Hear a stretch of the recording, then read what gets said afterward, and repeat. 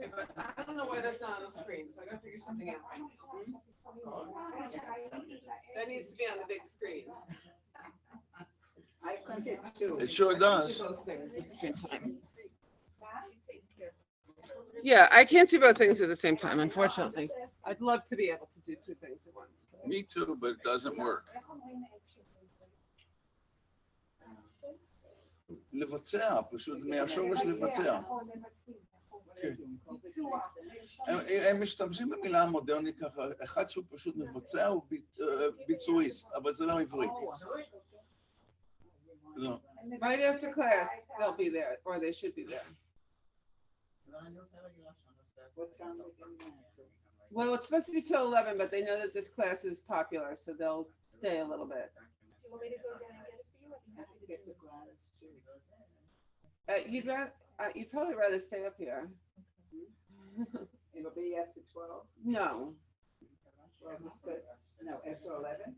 they'll stay right after this class for that reason. Why is this not showing what's on the computer? I need Larry. I don't understand. I don't know what to do. Hold on.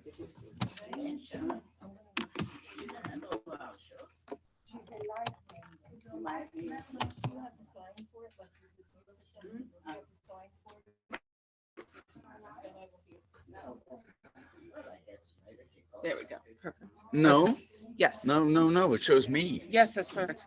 Because that's okay. So now you're going to have to share screen. So we're going to share the screen and we're going to do application and we want Chrome. We're going to say share. And then we need this. Baruch Hashem. And slideshow. Okay. Okay. Thank you, Andrea. Ta-da! Perfect. And you remember what I said with the left, right arrows, okay? These guys, yes. Now again, you can't see yourself on the screen. When you're done, you're gonna press escape. Yes. Yeah, and you're gonna press stop share. Okay, but you're not done, so we're gonna do, No, we're gonna go no, right back into slideshow right That now. would be the thing. Okay. Yes. So if I can remember all that, thank If you. you can't remember, send somebody down to get me. But the elevator doesn't work. Let me check the elevator right now. Thank you, Andrew. I don't even know what time it is. Oh, 10 o'clock. Well, let's be German. The elevator's working. Baruch Hashem. Hi, Harold. Hi, how you doing, Lana? Nice to see you. Sorry I missed you last week. I had a Nobody doctor's took off the appointment. Shabbat thing, that's all. Hello. You know you're on YouTube? I have no idea. I don't know. Last week. It's fine. Oh, That's to wonderful. everybody. The whole- That's interesting because, you know, I get a notice from Google anytime they put something on YouTube, but I didn't see it. Well, I actually was looking for the topic because I think we might have spoken somewhere else on it. So I I saw, speak all. and I saw Torah Or, and it was on the 7th. Do you have the, I'd like to see it. Open up YouTube Look for Torah. or look for Harold Rhode. I don't want to start the vomit if I look for on I'll YouTube. find it, I'll give you a screenshot of Okay. it, okay? Thank you. Hello. No picture. What? No picture. No, he didn't want his It's a long picture because. story. We don't see a picture here on Yes, he has Zoom. more pictures of me than.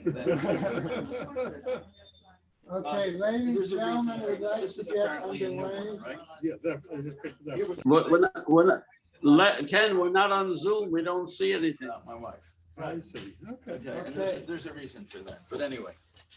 We are pleased to have Dr. Harold Rhode again speak with us today. He's going to share with us another aspect of his career. If I can- Career? I've never had one. I'm doing whatever, I don't know. That's what happens is you continue even when you retire, as long as you have a title, they still put you to work. Just wait, what are you doing? I want to see who's on. That's my title. All right, ladies and gentlemen, We don't have a picture at all. What's Don't going worry on? about the picture of me. Can you see I a like to see picture you of talking. this is Qazdim. It says my adventure saving the ancient Jewish archives of Iraq. Yes, yes, yes, that I see. Okay. Reb Moish, let's just, I assume that's you. I recognize your voice. So, That's me. I'm there. I'm waiting for you. okay. I'm going to give about 2 or 3 minutes in the beginning, and then I'm going to show a PowerPoint. I was in Iraq for the 2000, for the war, the liberation of Iraq. It was liberated, and No, then you can't hear anything. It's all gonna be useless. and it got We don't know how to do it. by the Iraqis and by the Americans. The American bureaucracy was, as far as I'm concerned, shall we say, it wasn't all that particularly all that great. Rabbi Yasker, you're one of your son-in-laws. This is part of this family here. Right. So, because your son. Yes. Yeah. So, anyway, this is a remarkable story. I had worked on Iraq. Okay, I think we're gonna, in 5 minutes, turn it off and then we'll get our books. This is useless. Sorry? Ich kann nicht verstehen. Hi. Anyway, I worked with the Iraqi opposition for 12 years before we went into Iraq. When we actually did go into Iraq in 2000. I say we can't hear. Unmute yourself. Could you mute yourself, please, on Zoom? Anyway, we go into Iraq. I was with the American forces. I'm not a military man. I worked again for the Pentagon for 28 years, but I don't know anything about guns. And God forbid you give me one. I may turn it on myself, not on purpose, because I just don't understand that. But that's not my field. And I was there because I knew the Iraqi opposition. I'd worked with them for 12 years. I knew them inside and out. The Shiites, the Sunnis, the Kurds, the other two, they're the whole mix, if you wish. I knew them very, very well. But in the back of my mind, most of my work was done during those previous 12 years. And I'm saying to myself, why am I really here? I know that I'm here in my gut because it was the right thing to do. And I volunteered for this. We did not know when I left for Iraq when I'd be coming back. The whole operation was, in the end, I was there for about 3 months. Why I'm telling you the context here is because already in late April of 2003, when we were in Baghdad, the real reason I was there became clear, and shall we say it's from upstairs. Why? All of a sudden, the most important leader of the Iraqi opposition, his name was Ahmad Chalabi, who was a real Ohev Yisrael. When you work for someone for 12 years, and especially when you argue with them, you know who they are. And most of the time, the media loved to hate him, and sometimes in the American government, some loved him, some hated him, but he's one of the most remarkable human beings that I met. Anyway, Chalabi is there in Iraq, and I get a phone call one morning. He said, Harold, get over here to his headquarters. This was outside what they called, if you remember the term, the green zone.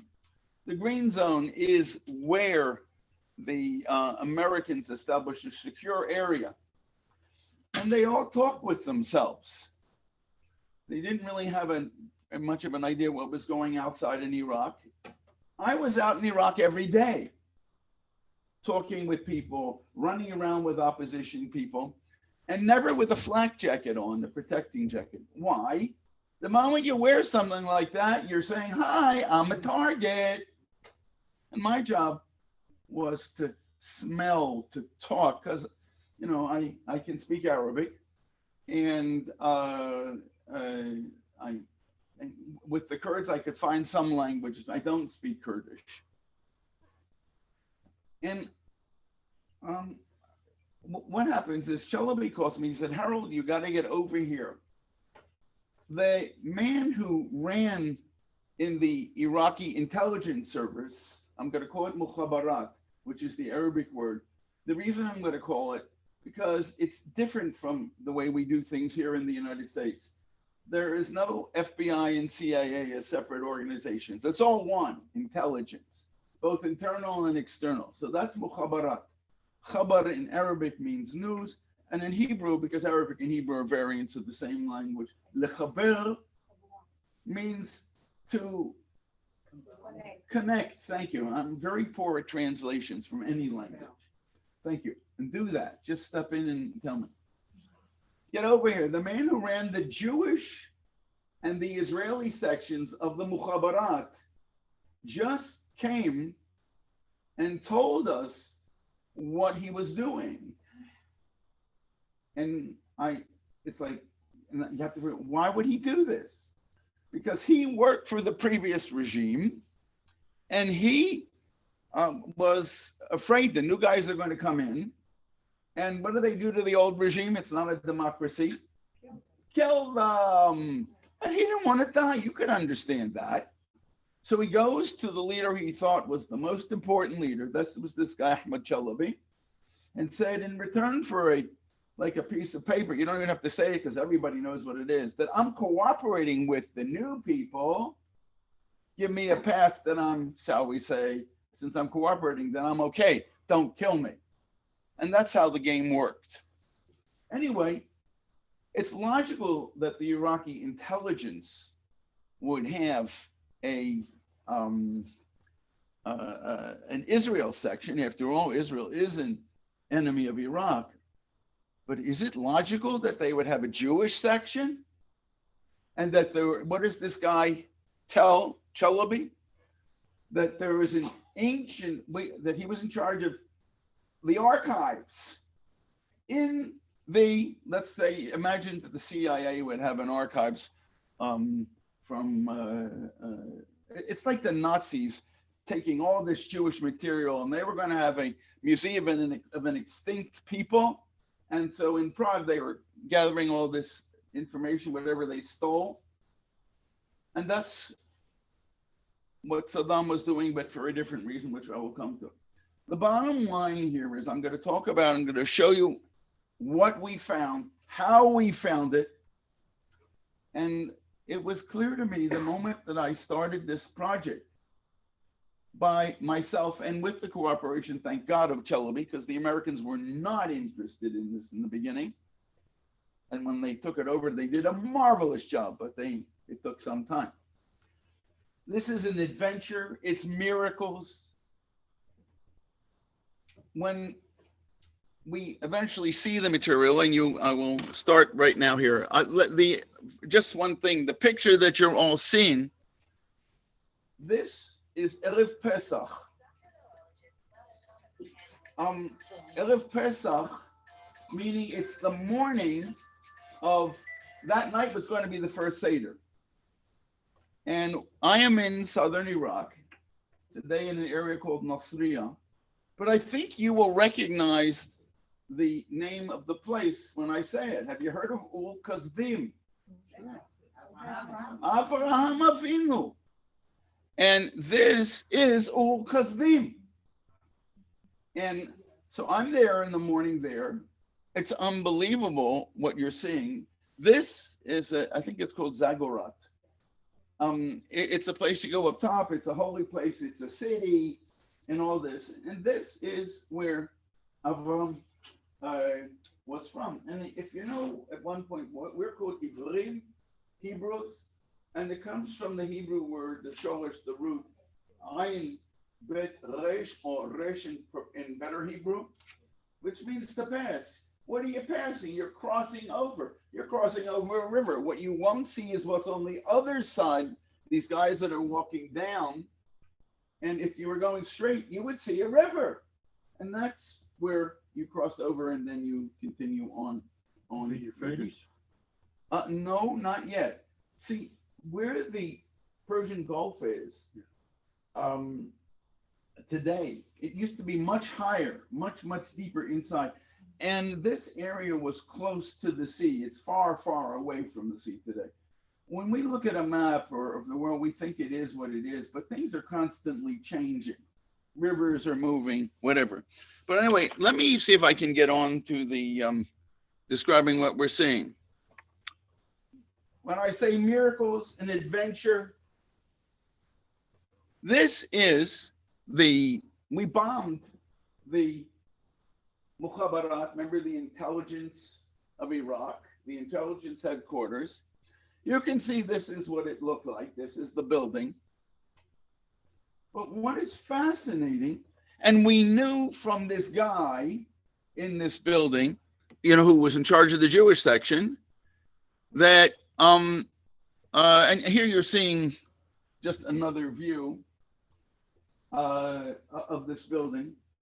The guy came and he pointed out, and you will see in a moment, where the Jewish section was. He said there was an ancient copy of the Talmud, he's telling us, and it's written on Judas, like skin, like parchment, or it's not parchment, it's like animal skin.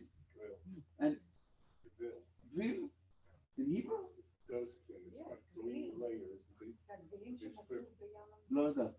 Thank you.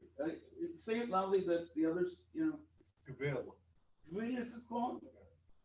And it's 3 layers of, you said? 3 different layers of goat skin. Goat skin. Dough. Excuse me. See how much I know. But then again, we're all in the process of teaching and learning from each other. Anyway, he said it's very ancient, from the 7th century. Well, that'd be great if it were true. But I ask you a question. We who are Jews and know something about our Sifrei Kodesh, our holy material, whatever, how do you write a Torah today? Do you write it on paper? On parchment. The point is, the guy who's in charge of this section hadn't a clue about what this is all about. There was nothing from the 7th century, and a Talmud from the 7th century would be an unbelievable find. That is the actual physical, whatever. Anyway, let me move this just to the next one. I remember I told you saw we bombed, whatever. And what is amazing, the guy that I mentioned comes and he points, for those you're watching on Zoom, there are 2 windows and a big thing sticking out of the ground and a big hole in the building. And what happened for this particular bomb? It went through the building.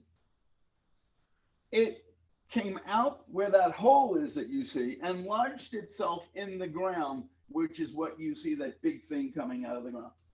Unbeknownst to me, again, remember I say know nothing about the military. That was a live half-ton bomb. It did not explode. The result of it not exploding, should have destroyed the entire building. As a result of it not exploding, what was in those 2 windows, which is the Jewish section, the Jewish material, was saved. Now, why? You can, we get a many. I have little doubt with all the, if you wish, coincidences that took place here, that nothing is coincidence here. Now, but what did it do is as it came into the building and came out, it destroyed the water system. Why is that important? Because the water system, all the water just continued to drip down to the basement. So all the Jewish material ends up being underwater. Now let's look at the next slide. I don't know what you can see, but there's like a man holding it looks like a big pole, and there's already water on the stairs. The water was, in essence, at the end going down up to I'm not particularly tall, up to my waist. Okay, now I want to go back. Well, what do we do? How do we go in there? Well, some of the people who were there when I was there, from a wonderful WMD, Weapons of Mass Destruction Unit, waded into the water, into the Jewish room, and began to pull things out. And you will see what they begin to pull out. But in order for us to get in there for real, since there is no electricity, there's really no way to get the water out. So my friend Chuggleby that I mentioned before hires a bunch of trucks like this, that you see the orange truck, which is a pump. And for 2 days, it is pulling out water. So it started here, and you can see already in the picture I showed before, the water went down to our knees. There is a gray line here. That's where the water had gone up to. Now here we have soldiers which are going in the back. That's on the front right. For those of you who are at home, you see some broken things on the right side. That is the room where the Israeli section of the Iraqi mukhabarat, its intelligence services. That's where it was. Going down the hall, and on the left is where the Jewish one was. Now, I must say, when we found this, Chuggleby said to me, "What do you want to do with it?" No, I'm a little guy. I can't snap my fingers and get everything saved or whatever like this. It's Chuggleby who paid for everything in the beginning. Now, here it's maybe can we turn off the light here a little? Anilo, where? On the other side of that cabinet. Is this any better, guys? Yeah. Oh, good. Okay. Here we are inside the room where the Jewish material is, and you can see Iraqi workers. This Chuggleby hired Iraqi, all at his expense in the beginning, and thank God I found a grant myself about 2 weeks later or so. Now, all these books were underwater. In the end, there were about 2,700 different items that were there. Now I ask, if you hold the book in your hand, you take off a bookshelf, it's not light, but imagine that it were waterlogged. Heavy, very, very heavy. And so we had, how do you get these things out? And they're waterlogged, which means that most are in the process of being destroyed. But this is what we were doing. For those of you who may recognize one person in the picture there, that's 17 years ago. I guess I look a little different today. The answer is to get the books out. No one wanted to help us at first. You're the one with the yellow thing? Yes, the yellow thing around my head is a lamp. Remember, there's no electricity, and so there's no lighting. And we have to improvise, and we were pretty good at this. And I'll show you a little later the material that we found. It was simply unbelievable. Now, who else there knows Hebrew in this whole operation? There were one or two other people who had a basic knowledge of Hebrew among the Americans. Among the Iraqis, nobody knew Hebrew. So what's the material? What's it all about? Look up closely here. You can, now, I'm sorry that the pictures are not clearer, but in those days, you can get a 10 megabyte picture today, digital, which is absolutely magnificent. You'll see the tiniest dots and whatever. These are 8 kilobytes. That's all we had back then. I had a little digital camera. Remember, this is 17, what am I talking? No, it's 19 years ago, 2003. Anyway, and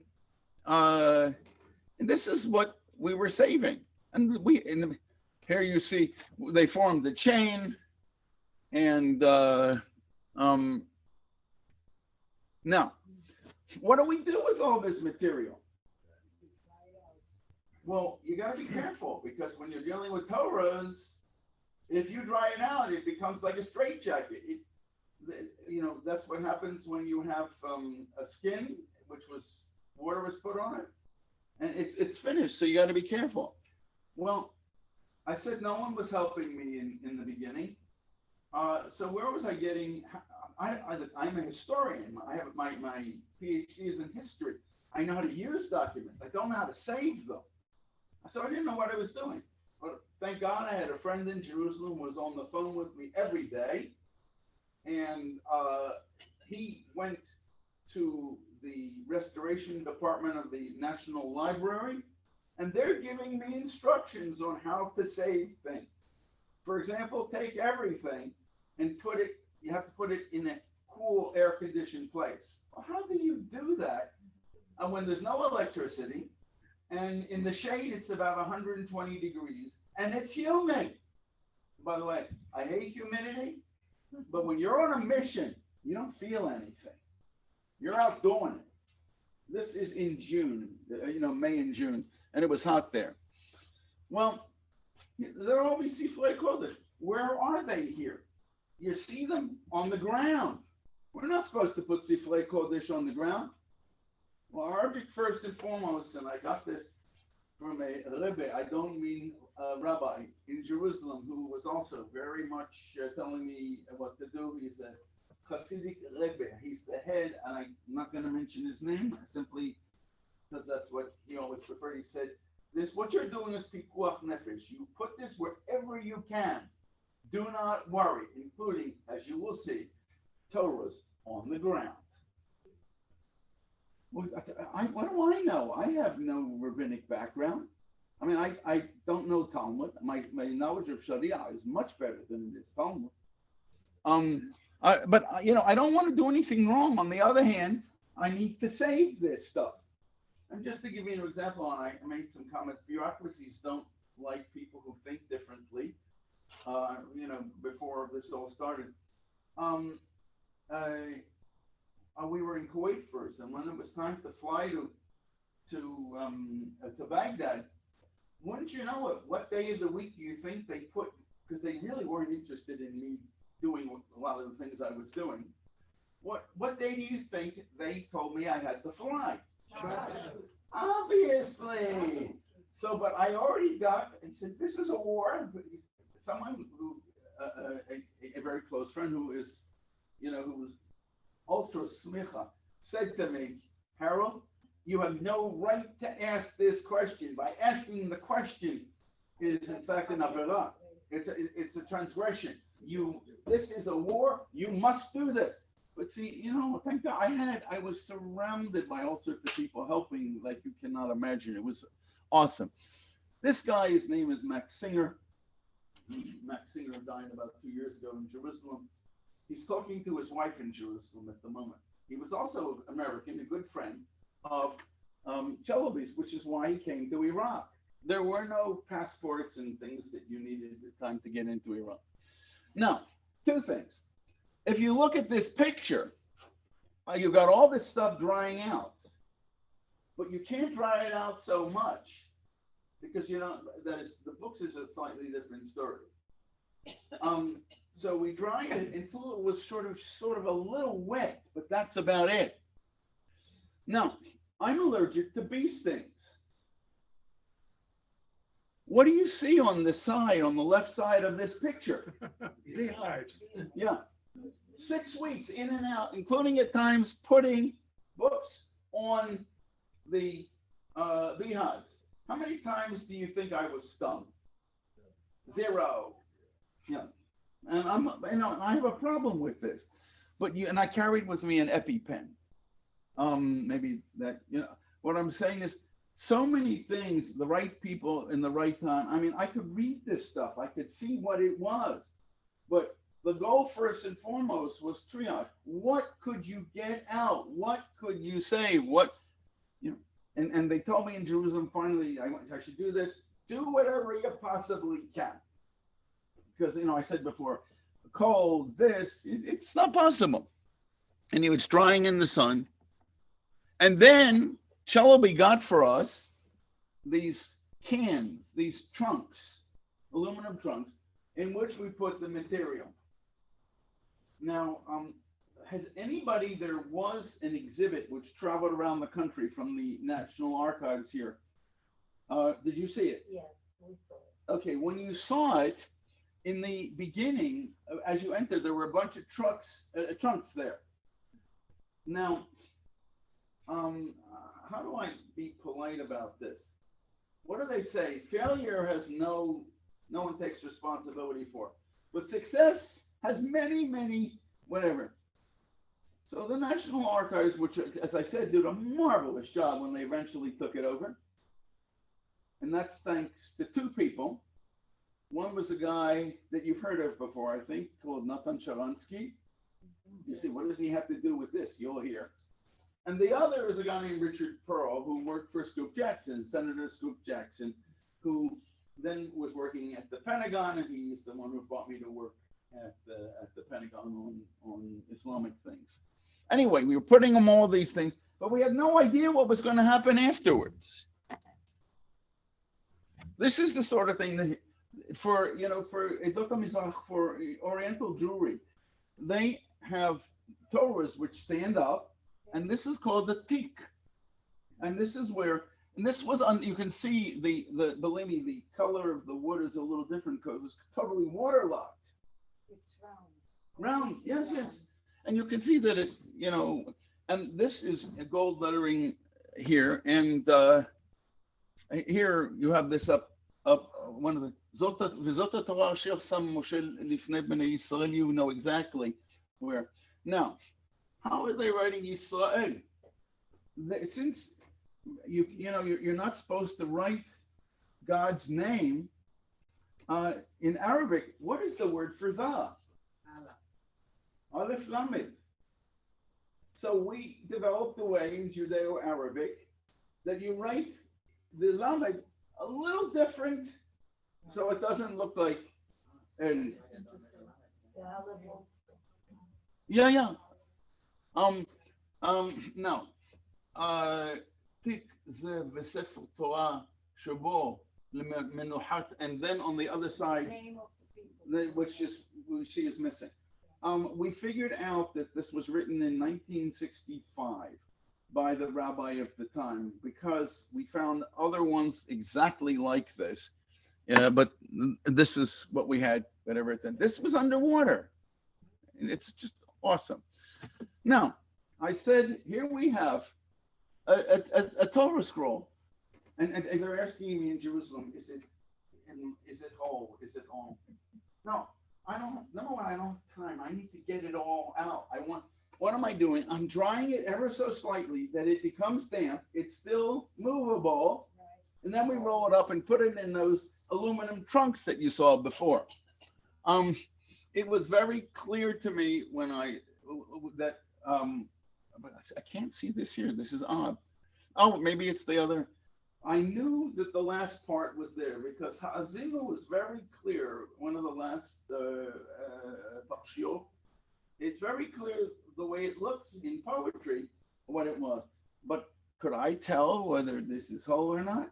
Of course not. See, now you can see. Ha'azinu. And we're right at the end and this, you can see it's on the ground here. And it's like the Koach Nefesh, you're saving a soul. This is how we say like it's we do it Kavod LaTorah, honor the Torah.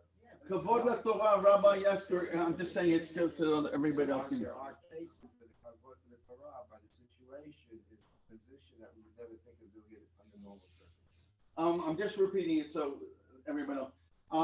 That for Kavod LaTorah, you do things that you would never ever dream of doing with the Torah, simply to save it. Now, these are scrolls of various types. Megillot, there is, I think somewhere there, Megillat Esther. Remember, this is 19 years ago. And I have meticulously, I have this all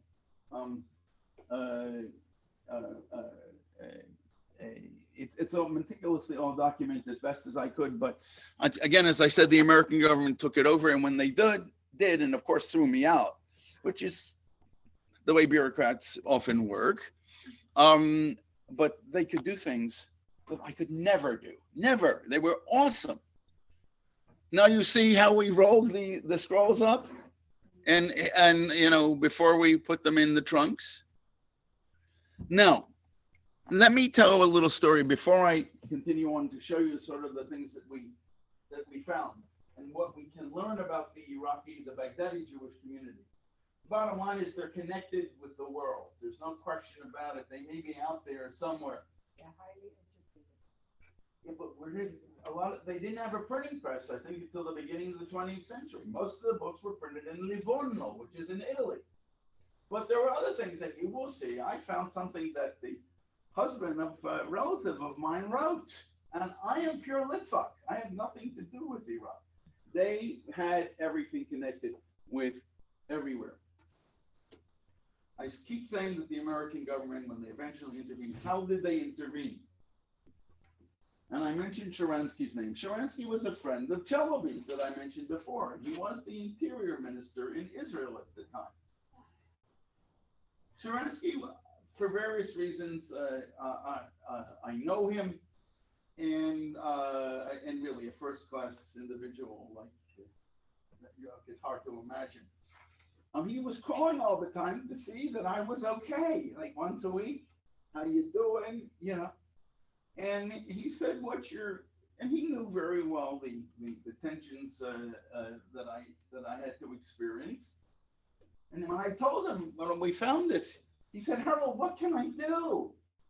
I said, you're friends with Dick Cheney, one of the greatest people I ever worked for in government. I know what the news says, and I don't care what the news says. I have personal experiences. And he's a mensch.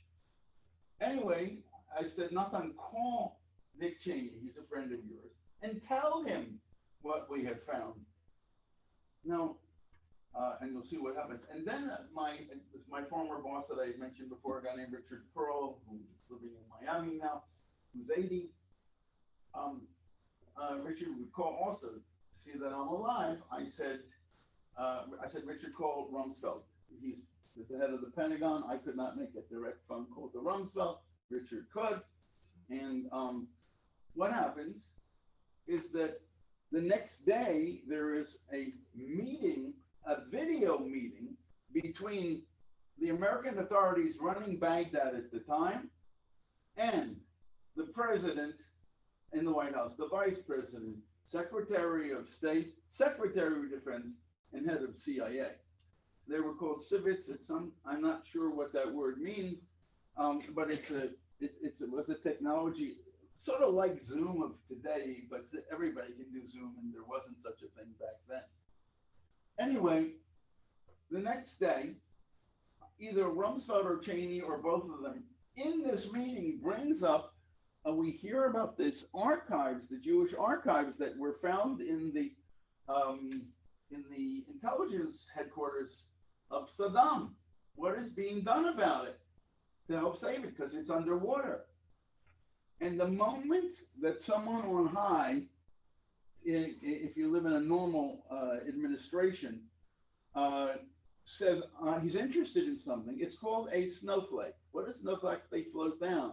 They float down to the lower levels of bureaucracy. All of a sudden, once the government, the leaders of our country expressed interest in this, what's the Jewish archives, the American government took it over. And why is that good? The resources of little Harold Rhode are nothing compared to the American government. I want to tell you, if the government wants to do something, it can do anything. The American government's abilities are awesome. Well, they took over the project. I remember when they said they were going to come and see the water from that truck. We kept getting the water. It couldn't go all night or something. So the truck what would happen, it couldn't go 24 hours. It had to be shut off at times. So what do you think happened to the water in that room when it shut off the pump? It went up again. Well, the Americans came in, and again, another halachic problem, which isn't, is the day that the Americans came in to drain the whole thing, which they did in 45 minutes. Yeah. Maybe less than that, but they blocked it off. It was the second day of Shavuot. And when I'm in the, when I'm in Galut, I observe 2 days, Chagim, or the extra days. Anyway, but of course, I'm going. Who else knows what this? Plus, someone should be looking to. It's a nice project that there should be some love into it or something like that. That someone who really cares. So I go, and all of a sudden I get a gash in my head here, and blood is streaming like you cannot imagine. If you ever, by the way, and I never had something like this, if you ever have a lot of blood comes out, if your forehead is hit, and this is anyway, that we managed to stop it, and of course continue on. I'm here talking to you about it, so I lived. I can only say thank God.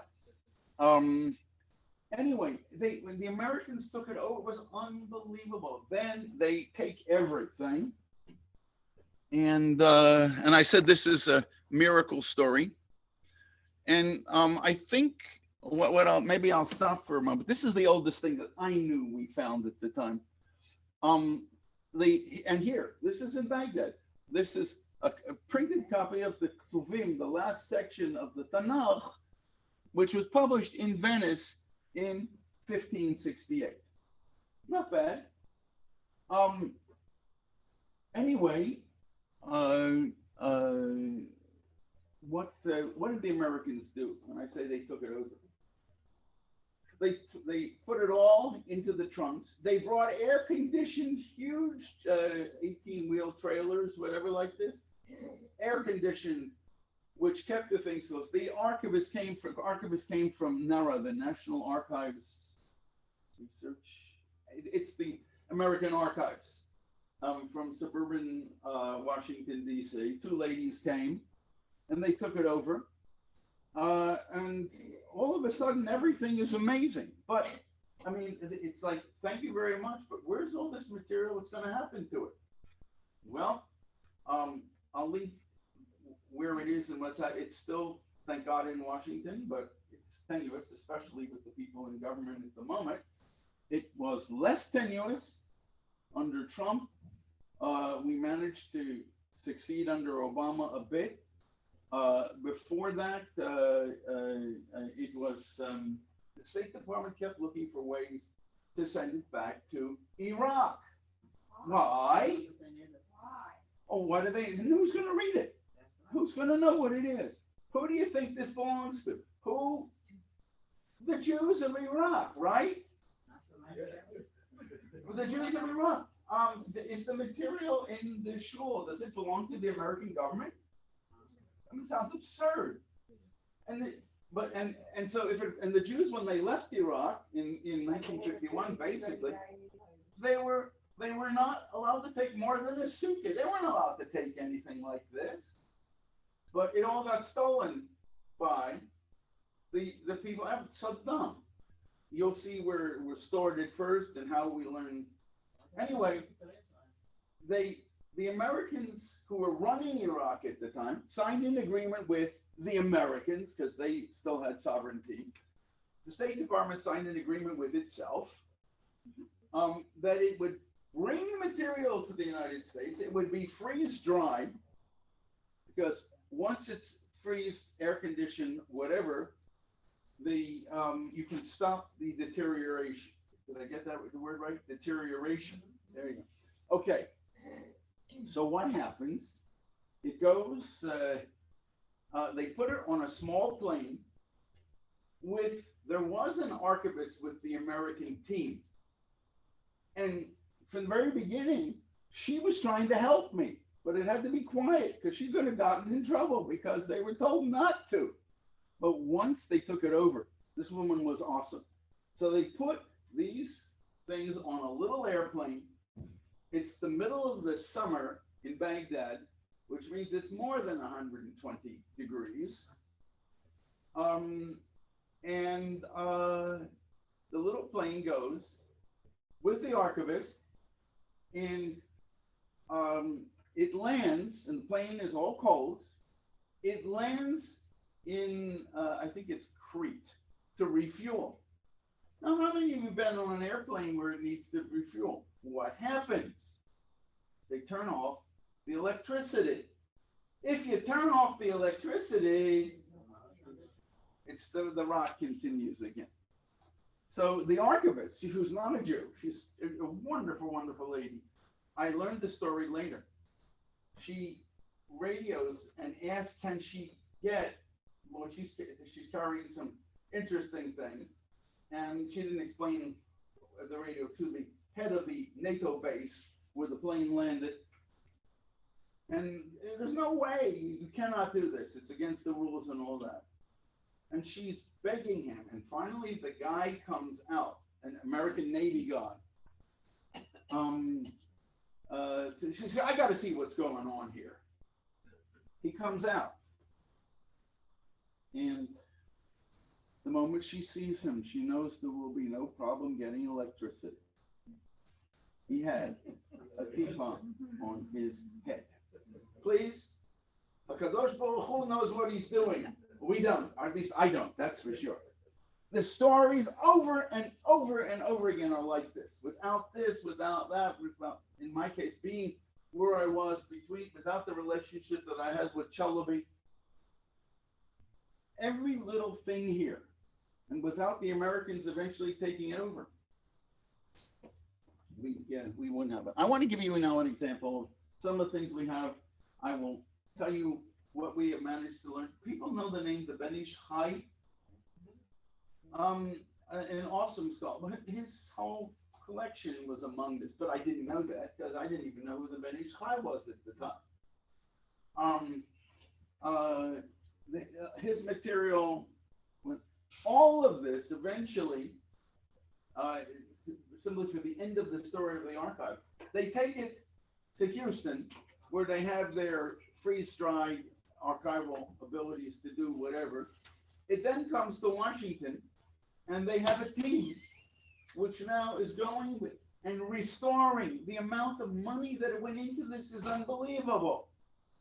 And at least I must be honest and say that the money came, I think it was about $3 million, this whole project came from the State Department, from their budget. I don't know how they did it, but whatever criticism we have, and we have right to have a lot of criticism of the State Department. They did really a wonderful job. What happened then? They digitized everything, which is on the net. If you go to National Archives and put IJA, it's called the Iraqi Jewish Archives, you'll see anything you want. Now, what did we find besides Sifrei Kodesh? We knew a lot about important Iraqi rabbis. We knew their names. We knew nothing about them. We do now. Because, it was funny, I mentioned the Rebbe before, who used to call when in Baghdad from Israel. He would do Havdalah with me, because remember, Baghdad is an hour after time zone from Israel. And so he would say, Harold, what's written on the sides, in the columns? Is there anything written? Because he wanted to know how the Rabbanim thought. But, you know, my job was just to say whatever I possibly could. Unbelievable. And all I can say is we now know a lot of Iraqi rabbis that have, we knew their names before historically. We now know a lot about how they thought. I am not capable of doing this, but there are at least 3 volumes already that have been published in Israel based on this material. Again, you've got access to it on the net. That's great to have access on the net, but there's nothing like holding a document in your hand, which is from your patrimony, from your history. I can only tell you, again, as I said before, I'm a Litvak. I've been in the archives in Vilna And I've had documents from 200 years ago in my hand that there's a signature of an ancestor of mine. I was sent copies of these things from the archives in Vilna before I was there. It's all nice to see the material was written, but when you hold it in your hands, and this was your ancestors, and you're this, it does something for you, which is why this material should not be eventually sent back to Baghdad. Because there are all sorts of kavod, Middle Eastern honor things. It's like they don't want to be shamed, and if the Americans keep it or they send it to its natural heirs, which are again the Jews, which 85-90% of Iraqi Jews and their descendants live in Israel. But you're being logical. Why didn't they send it to Israel? Because you're being logical. Bureaucrats have different ways of dealing with things. You know that already. At our age, we know these things. Government officials, building officials, whatever. Anyway, let me go through. So that's all up in the air at the moment. Here you can see this thing. I'm going back to the material that is on the screen. We're going to go Pirkei Avot. Now, can I ask? You all learn what letters is Yiddish written in? Hebrew. In our letters. Now, when you think of a language from Europe, you invariably think that a language is written in a particular script. That Hebrew is written in Hebrew letters, French is written in Latin letters, Spanish is written in Latin letters, Russian is written in Cyrillic letters. You think of a language and the letters are the letters of that language. There isn't such a thing in the Middle East. You write whatever you speak or whatever you want to write, you write in your holy letters. So what did Jews use in the Middle East? What letters to write their spoken language, Arabic?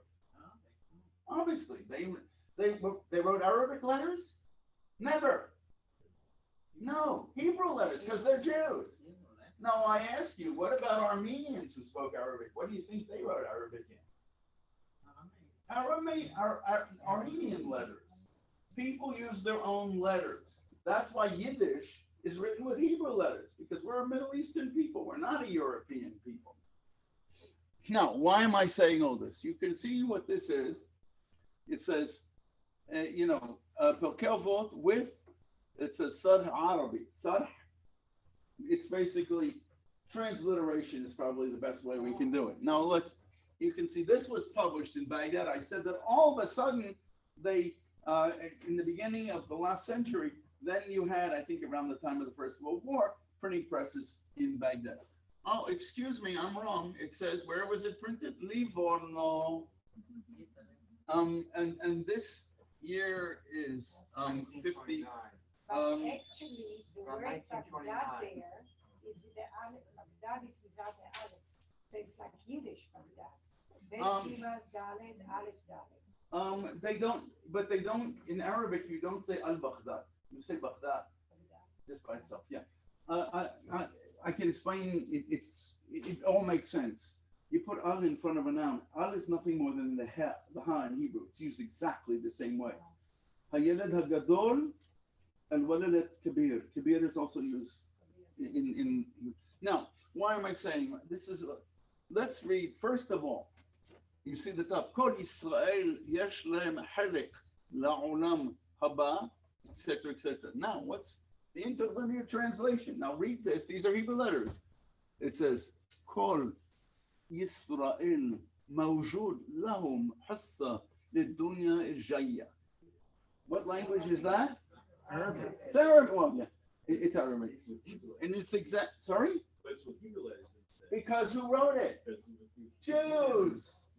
They spoke Arabic. It doesn't, you write whatever it is. I've seen Judeo-Turkish, Judeo-Persian written. It's all written, with Hebrew letters. Well, we do Yiddish nowadays over here with English letters too. Because the reason we do it, Because we don't have a typewriter. we don't. No one really knows. We're finished with Yiddish, whether we like it or not, which is really sad as far as it's because part of who and what we are. But people don't know how to write Yiddish the way they used to. I mean, it's boom. It was. You just put an Aleph in head and you have Yiddish. Okay.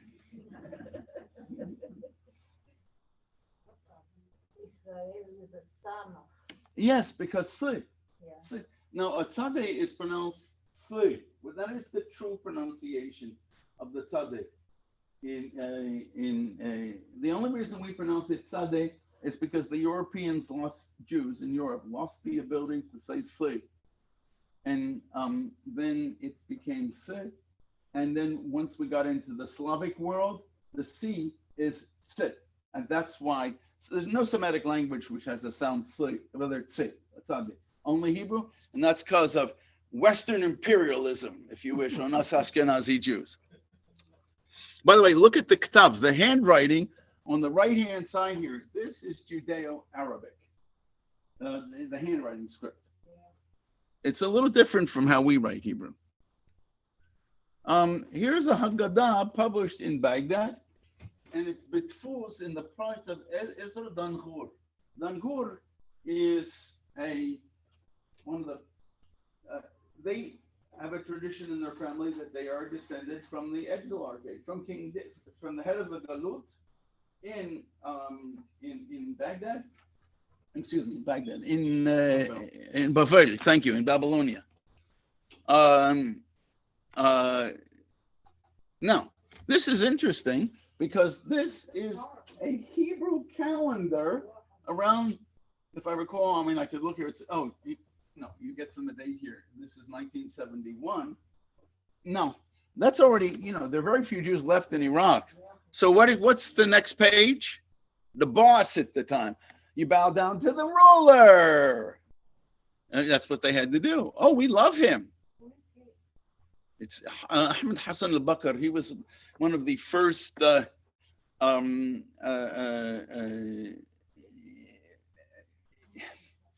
he is the leader of Iraq, the dictator of Iraq. Let's just leave it for that for the moment. I know I've got a time problem already here. Now, I want to tell you from the Noda Yehuda. Why do I bring this? It's there. Now, why does this interest me personally? His wife was a relative of mine. Nothing. I was like, oh my God, it makes you feel like here you're in Baghdad, but part of you. This is Lando is his name. But anyway, I'm just going to go through this. You can see, you can read whatever.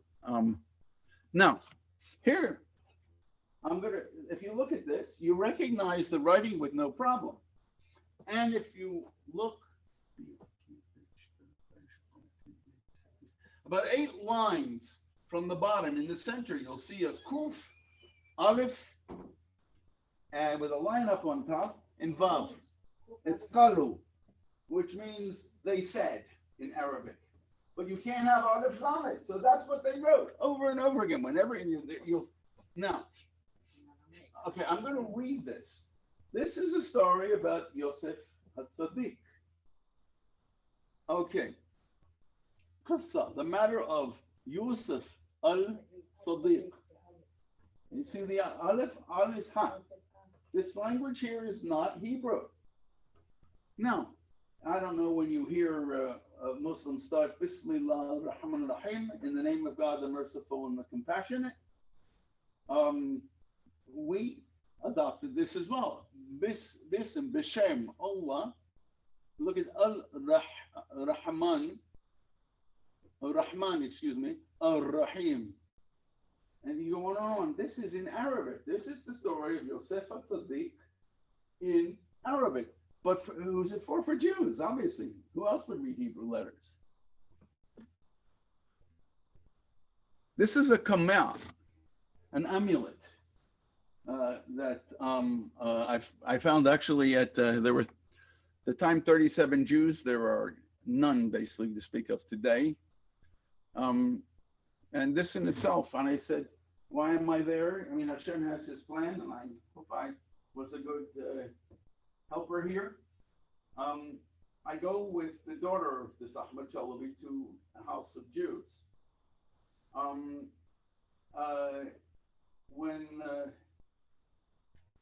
The first question we would say, okay, well, why are you here? why didn't you leave when everybody else did?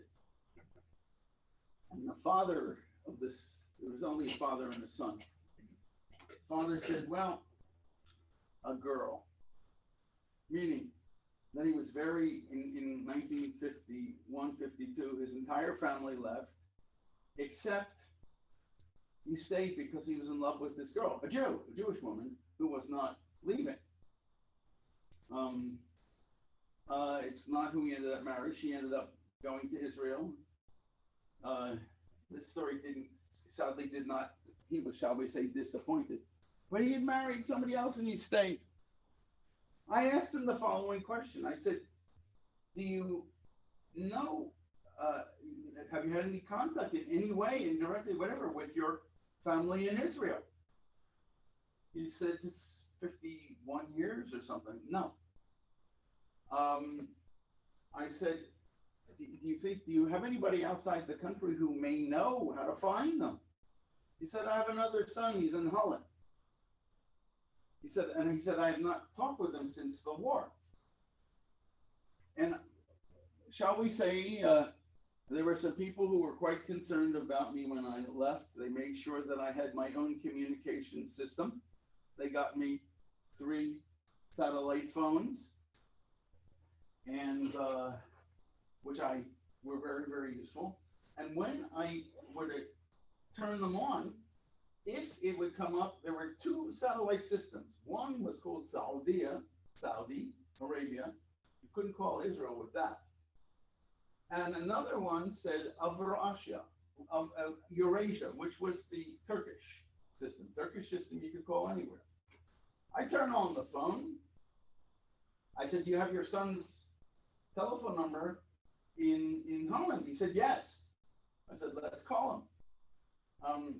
I turn it on, it says Saudi, which means I could get through to Holland, but I couldn't get through to Israel. Anyway, the son, of course, hearing everybody's crying now in this story. The son says to his father, have you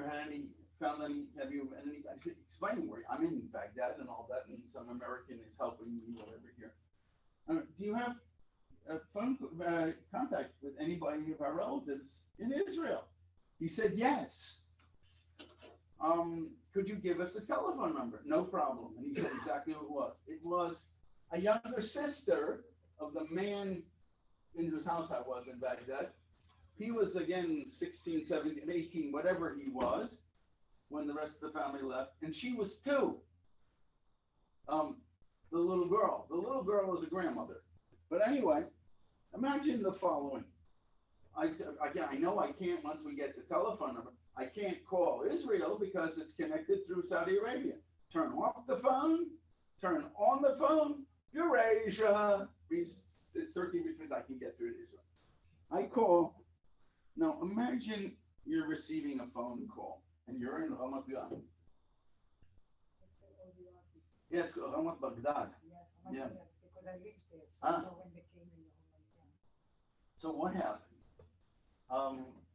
This woman answers. I said, are you?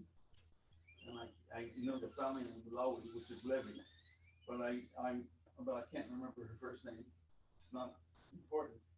I said, if you don't mind, I said, I'm an American. I'm speaking Hebrew. My Hebrew is pretty Israeli. I said, were your parents this and all that? And there was this sort of hesitation. Who is this weirdo calling me? And she says, yes. I said, did you have a brother that stayed behind whose name was, I think it's Arizona. Whatever.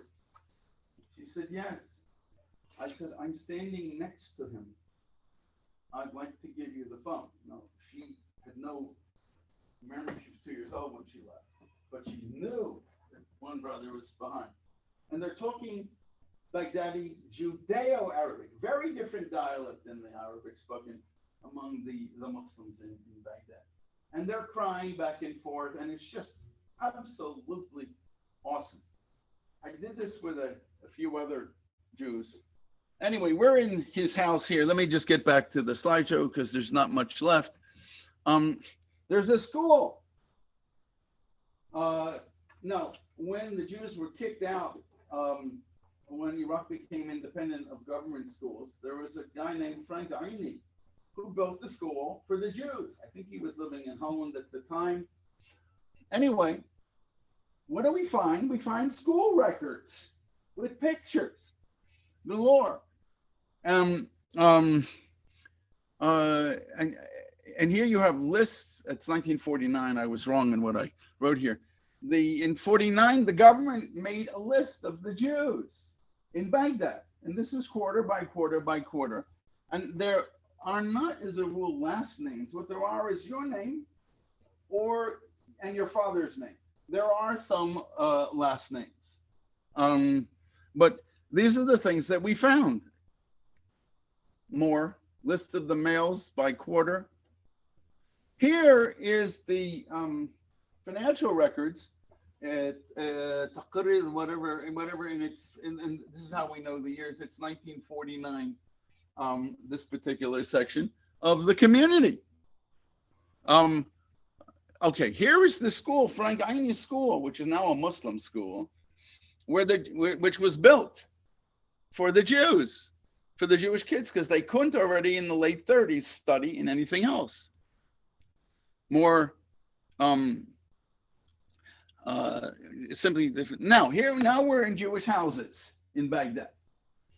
How do we know, among other things? This is in an area in Shodra, which was a largely Jewish area. In the very center, there are 5, 1, 2, 3, 4. There are 5 like circles. In the middle, there's one with sort of like a little circle down below it. Looks right above it. If you look to the left, you will see a Hey. What does Hey stand for? Hashem. And a lot of these we found on houses. Here, this is in Aramaic. Again, all this is being, the beauty. This is a rundown area. Here's a Jewish house. Now, why is it built this way? First of all, extended families live together. And why are these flat roofs? It's because, sorry? As the family grows, they keep building it up with each other. Yeah, but the flat roofs there's some other reason, and that is that these are cement modern buildings. And what happens when it's extremely hot in a cement building? Hot. It's an oven. They slept on the roof. Yeah. This is all, anything which is inhabited. A lot of it still is not or it wasn't 19 years ago. Now,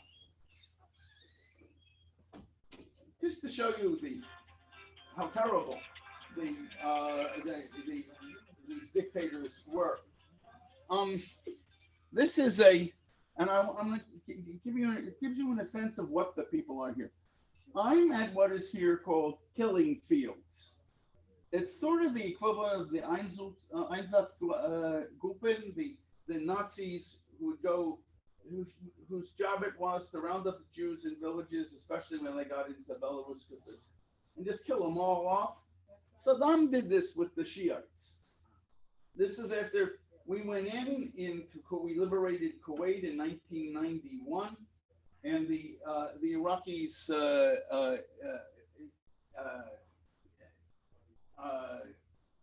basically George Bush, the president at the time, tells these people, you'll have to take care of the place. They revolted. They thought they had his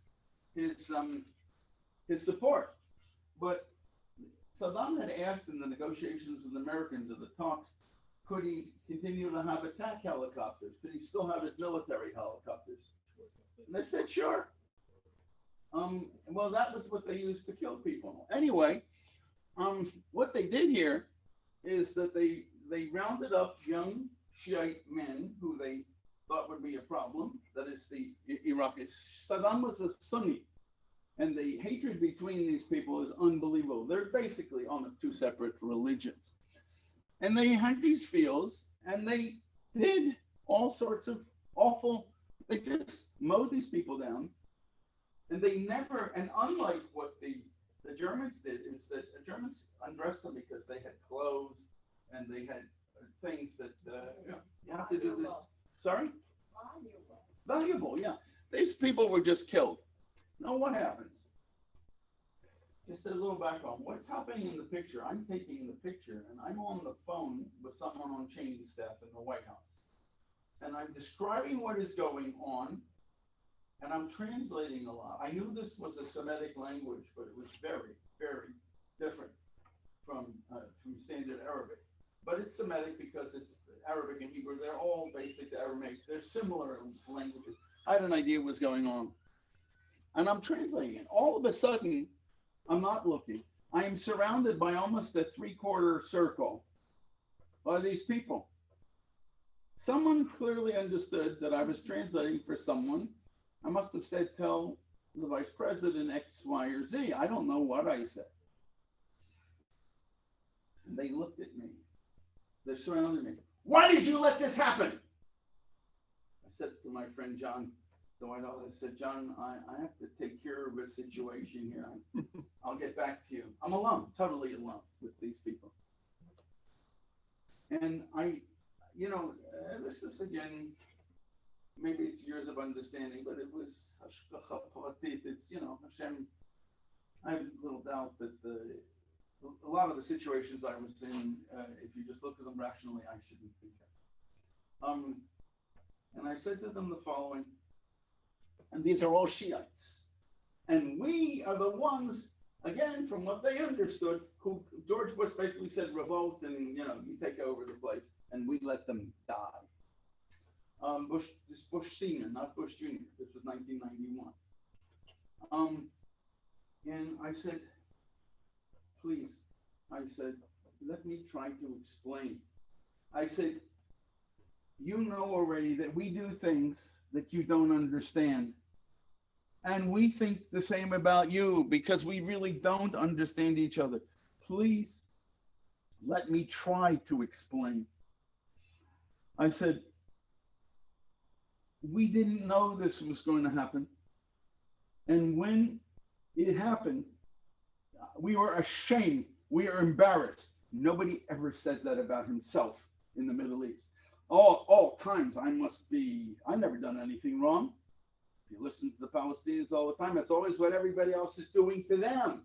They never take responsibility for anything. There's only the word blame. You have to avoid blame at all costs. The fact that I said we were ashamed, we didn't know this, we were ashamed. Their hatred, which you could feel with the daggers in their eyes, turned to love. And they said, because of you, we're free. For the first time in 1,400 years, that's when the Shiites and the Sunnis started at each other. Remember, there's nothing behind. There's no way of putting problems behind you in the Middle East. So you're still fighting a war that happened 1,400 years ago. And this is what is going on here. And because of you, we're free. One moment they're going to kill me, and the next moment they're going to hug me. Welcome to the Middle East. You got to figure out the way to do this. What's happening here? Thank you. What is happening in this picture is that you have families who lost children or young males in the family, and they're dug up, bodies are dug up, and they had all their clothes, they had their documents with them and everything. Is this my son? Is this what he was doing? And this is what is going on. He was wearing this, that, and the other thing, but some of the clothes maybe have rotted, but not much because it's the desert. Look, something gave me, if you'd asked me what should you say in a situation like this, I wouldn't have known. But that, I hope, that's in essence the answer to what you were saying. I want to go on. Now, here we are in Bavel, in the city, Tigris River and the city. Oh my God, I'm sorry. It's on the side. I can't do anything about it. Who was the greatest person? Saddam. I'm a real big whatever, a big Macher. No, Macher was already makes him not so serious. Who was his hero? Nebuchadnezzar. Remember from, what he did to us and all that? And so he's a huge statue here. Now, every day that I am in Baghdad, I added to my davening at the end, Psalm 137. Al Naharot Bavel, over we translate in English by the waters of Babylon. Well, I am here. I am over. This is a friend. Obviously, this is this guy Max Singer. And this is me over the waters of Babylon. You have to have a sense of humor about even difficult things. We're in Baghdad. This was the last functioning synagogue in Baghdad, a place called Batawin. The balcony here is where, when the Jews left, a lot of the Jewish material, the Sifrei Kodesh, whatever, piled up in the women's section. That's where it was stored. And I'm giving a talk way back when, in December of 2003 in Washington, and a woman raises her hand because we didn't know how all the stuff got. How did Saddam steal it? The woman raises her hand. Harold, my name is, leave it. She said, I'm from Baghdad. Her father was one of the Jews that was hung in, I think, 1967. And they hung spies for Israel, like 12, 13 people, 7 of whom were Jews. I mean, they're spies for Israel, like whatever. It's all crazy. Anyway, this is the shul in which they hid all this stuff. She said, Harold, what had happened was, and she gave sometime, I think in 1984, if I remember correctly, she said, one night we're there because you can sleep at the shul. There's places, and she was frankly hiding. She said 2 trucks pulled up from the government with guns, 2 or 3 in the morning, whatever, knocking on, and they take all the material. Where they took it, but we know what the material was, and we know what I found. It's almost 100% sure the same material. Here is, now you can see. Did they take the materials to Saddam Hussein's palaces? They took the I material. think when I saw the exhibit, that's what they found in the Saddam Hussein palaces. It was underwater. You saw a picture of me without my name on it, but you didn't know me then either. So, no, it was not taken to the palace. It was taken to the intelligence headquarters. This is me 18 years ago. This guy here is the son of the man who had his girlfriend, whatever, that, jilted him in the end, and she went to Israel, and he stayed.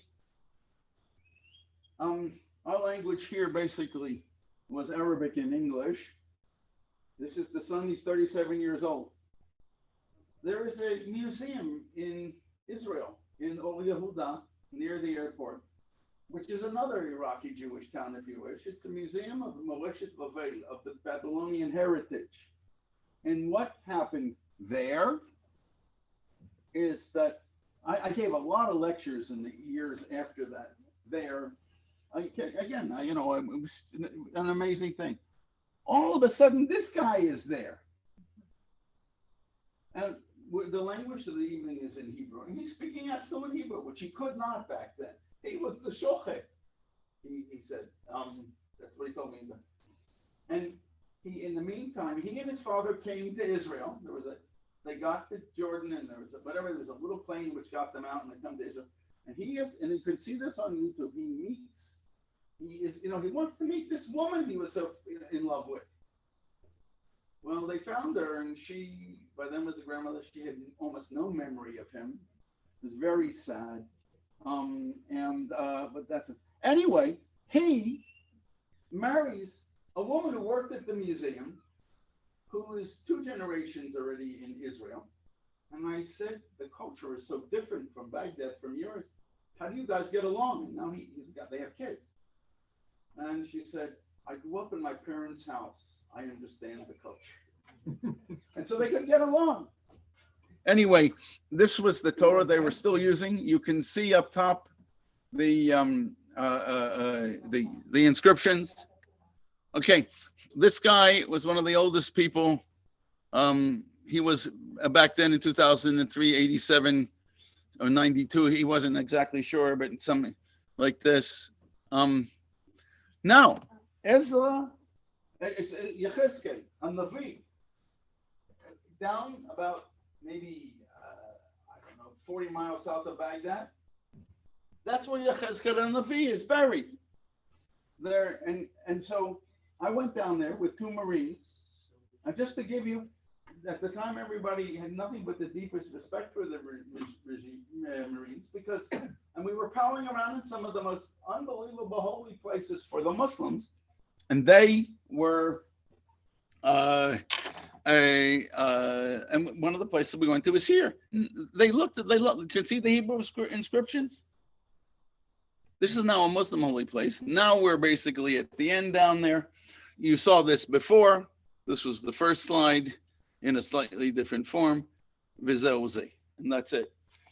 I hope, you know, any questions, whatever you want, and I hope you oh my God, this isn't fair.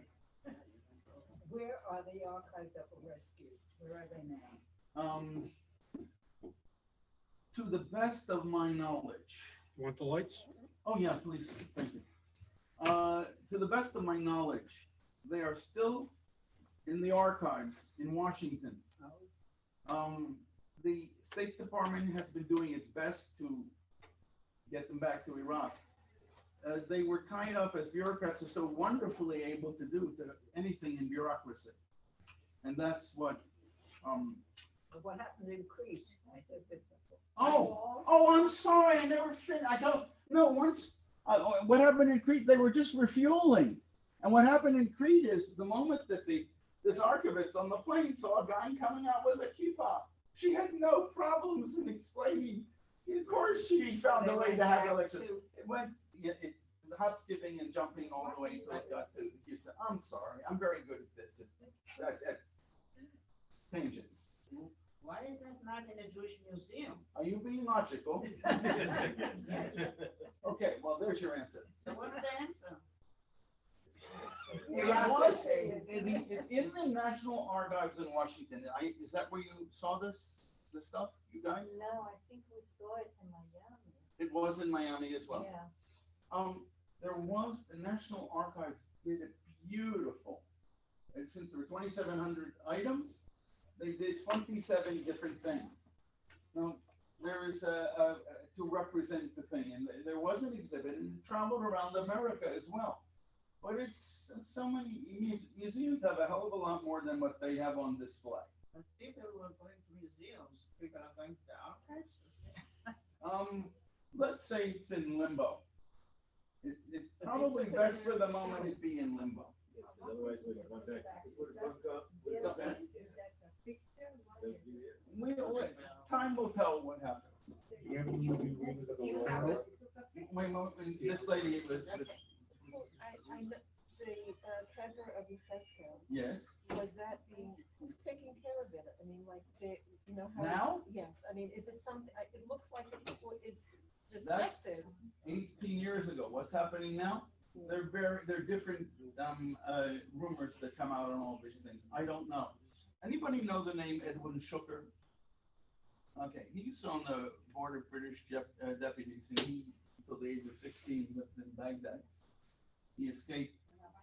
And again, one of these amazing coincidences.